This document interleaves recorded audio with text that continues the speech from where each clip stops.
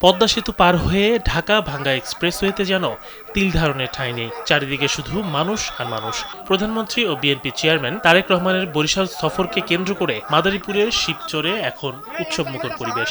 সোমবার সকালে সড়কপথে বরিশাল যাওয়ার উদ্দেশ্যে রওনা হয়েছেন তারেক রহমান।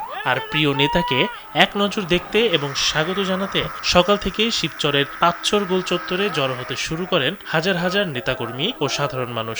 শিবচর উপজেলা বিএনপি এবং এর অঙ্গ ও সহযোগী সংগঠনের উদ্যোগে নেওয়া হয়েছে ব্যাপক প্রস্তুতি। পুরো এলাকা এখন রূপ নিয়েছে এক বিশাল জনসমুদ্রে।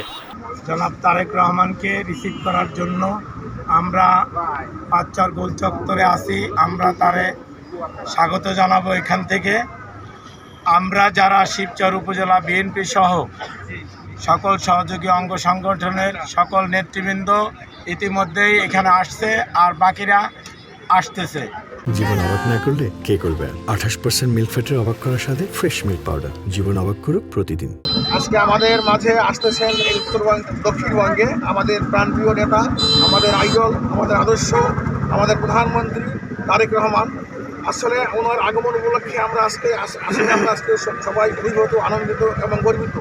তো উনি একটা কথা সবসময় বলে থাকেন যে যদি রাজনীতির যে মূল ধারা, মূল ভিড়, সেটা হচ্ছে প্রথমে আমার নিজেকে ভালোবাসতে হবে, আর নিজেকে ভালোবাসার মাধ্যমে আমি আমার জনগণকে ভালোবাসতে পারবো। লড়াই সংগ্রামের পরে আমাদের নেতা এদেশের প্রধানমন্ত্রী হয়েছেন, জনগণ তাকে ভালোবেসে প্রধানমন্ত্রী করেছেন।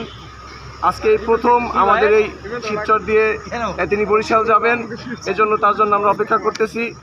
সকলে আমরা তাকে এক নজর দেখব বলে দেখেন পাঁচচর থেকে শুরু করে নাউডুবা পর্যন্ত